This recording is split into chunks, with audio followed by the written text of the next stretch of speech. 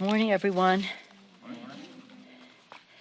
As you probably observed earlier this week, we had a moment of silence on the floor for over 700,000 people, over what's now up to almost 725,000 people who have died of COVID in the United States. This issue always is the top of our agenda in the work that we do here. I know there's lots of attention to other legislation that goes on, but this is an important priority for us.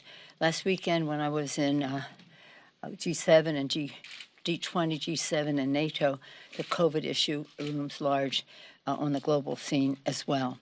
Just now we had a caucus, actually it was a whip meeting under Mr. Clyburn's leadership, who chairs our COVID Select Committee, with a report on it, what we're doing domestically, what we're doing globally. But it just continues to be a preeminent concern for us in the Congress, as it is a preeminent concern for the American people. That's the reports we get back from our members from their districts. We know that, and we want to praise the President for his exceptional leadership in addressing this concerns, vaccines in arms, money in people's pockets, safety in the workplace, children going back to school, all impacted by governance and science in this regard. At the same time, we have a global responsibility, and we know that, and we certainly are doing a lot, but we have to do more. So here we are down through the stretch. You know, I'm from Maryland, I'm horse racing. Sports, now horse racing, and you get to we're almost to the stretch. We've rounded the turn, and we're almost to the stretch. And we're making great progress to our goal of securing a framework agreement for Build Back Better in a timely fashion. It's going to be, although it's a smaller bill, it's still historic, transformational, and will make an enormous difference in the lives of America's working families. Again, in the healthcare arena, we have lowering healthcare costs by reducing prescription drug prices, that's part of our goal, expanding Medicaid in the states that did not accept the expansion before, strengthening the ACA and improving Medicare, taking us to nearly universal coverage in our country. Another bucket is the family care piece of that, children learning, parents earning, especially moms, but dads too, who have responsibilities in the home, with a child tax credit, child care / universal pre-K, they go together, home health care, paid family and medical leave, workplace development, and housing, to name a few of the aspects of that. And again, very important to our children. These are jobs issues, health and jobs, family issues and jobs, and now climate, helping achieve the President's vision to cut emissions in half by 2030, advancing environmental justice. That's a very important part of all of this for the President, justice, and creating good-paying, clean energy jobs. So it's about the health of our children, the air they breathe, water they drink.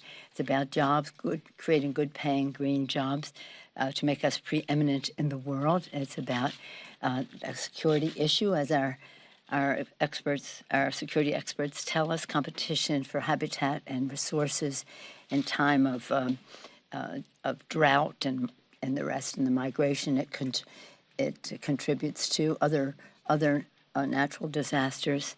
It's a national security issue, and of course, always a moral issue to pass this planet in the best possible way on to future generations. Children understand that much better than some of our colleagues on the other side of the aisle, in fact. So this will Build Back Better, achieves better future for workers, their families, and their children, creating good-paying jobs, giving a tax cut, a big tax cut to the middle class, lowering costs for families, and making the wealthiest and corporations pay their fair share. So this legislation will be paid for. In fact, it may be more than paid for. Again, it's transformative, it's historic, it's life-changing, and it will pass soon. Again, everything that the congressional Democrats do is our title, for the people. But sadly, Senate Republicans continue to stand in the way. Yesterday was such a sad day. Senate Republicans voted to aid and abet the most dangerous campaign of voter suppression since Jim Crow, as they blocked a vote on the Freedom to Vote Act, hurting their own constituents and dishonoring the sanctity of the vote in our Constitution. The stakes could not be higher.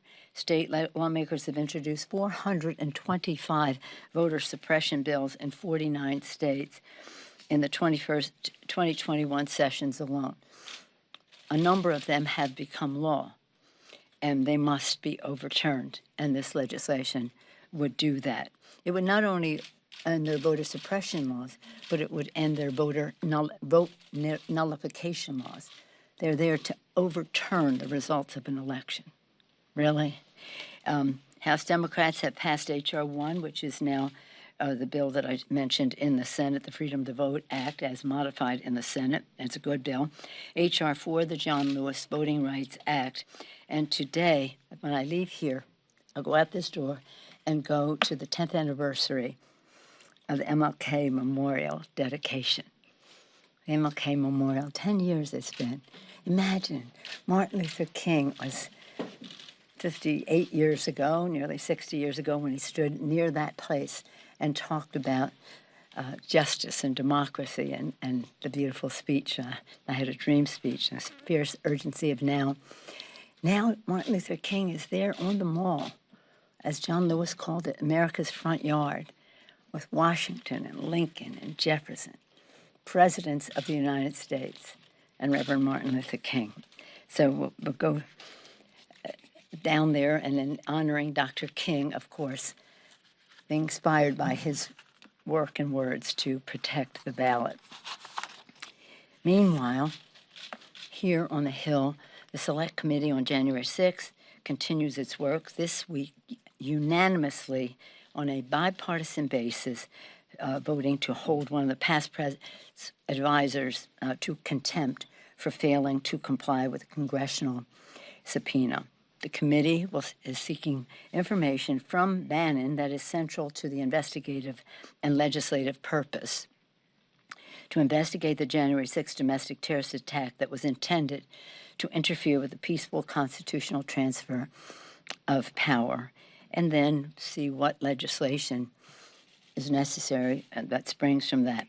According to published reports, Bannon had specific knowledge about the events of January 6th before they occurred and had multiple roles relevant to the attack and very outspoken about it. Today on the floor, the House will vote to approve this contempt resolution led by the committee to find the truth. Okay, so everything that, again, we've got everything the congressional, the sanctity of the vote, the assault on the Constitution, and meeting the needs of the people. We have a busy few days here. Any questions? Madam Speaker. Madam Speaker. Yes, On Bannon, why is it important that Republicans vote to hold him in contempt? Well, because they take an oath to protect and defend the Constitution of the United States. The genius of our Constitution and of our founders was the separation of power, checks and balances. If, in fact, you want to negate the ability of one check of another branch of government over another, then you are undermining the Constitution. So this goes beyond Bannon in terms of its importance, and you would think that if they take an oath to protect and defend the Constitution, they would vote for the system of checks and balances. So I'm curious if you think a package like this can be completed without rate increases, tax rate increases. Oh, we've changed the subject? Yes.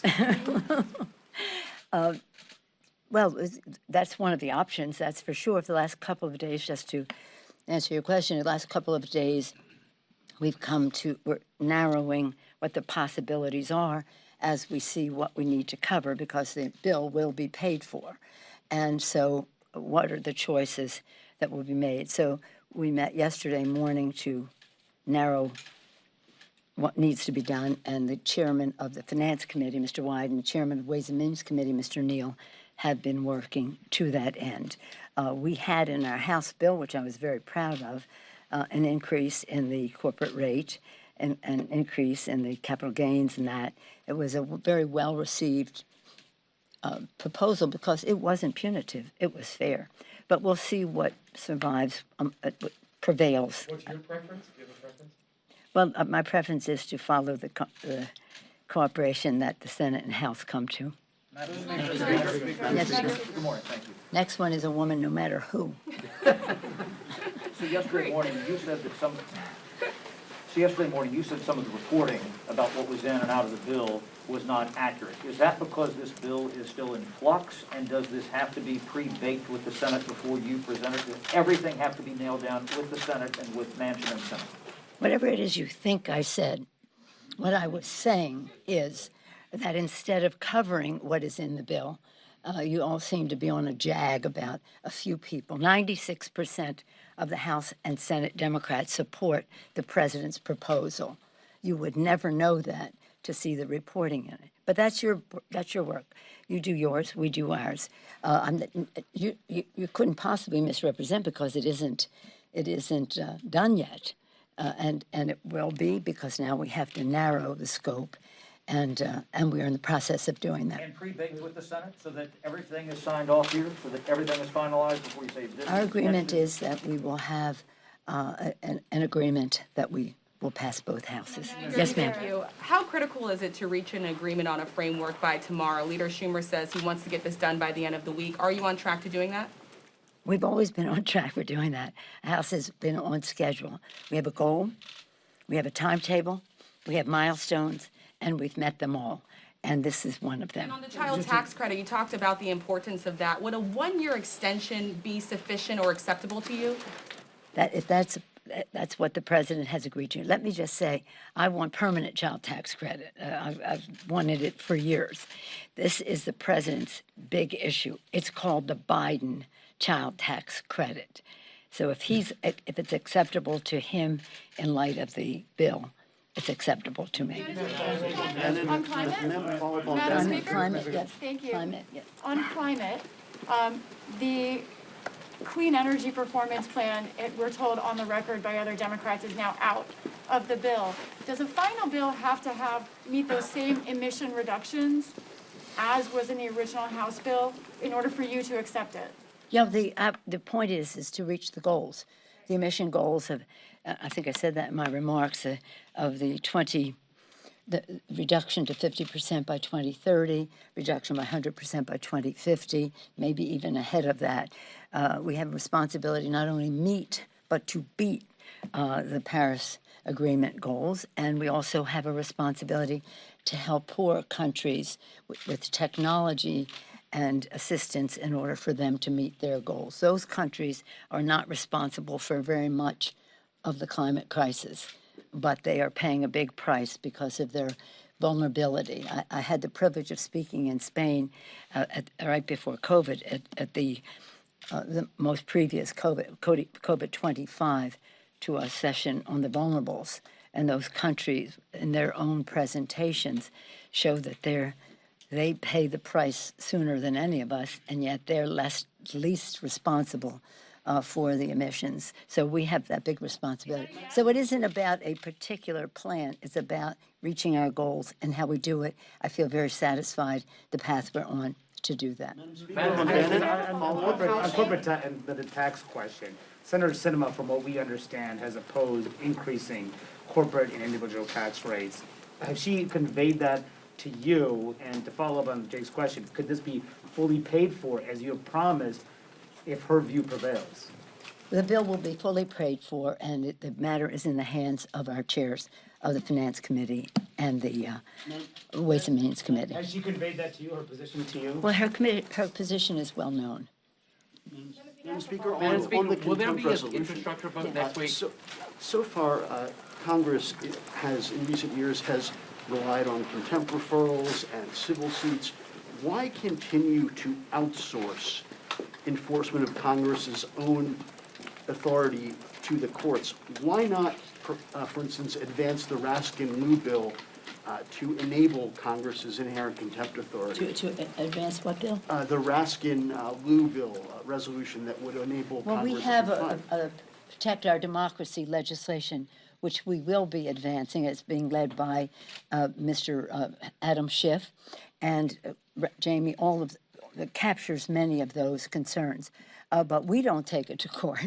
We subpoena people. They take it to court. But the fact is that that's why we're going to criminal contempt here, because this goes beyond. That still relies on the discretion of the Justice Department. That does. That's a system of checks and balances.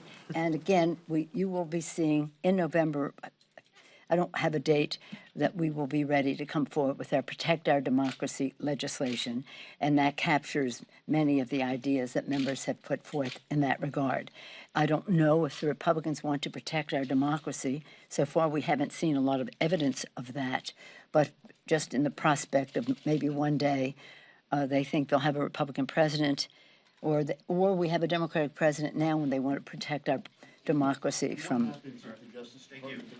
You know what? I want to tell you something. Have you read the Protect Our Democracy Act?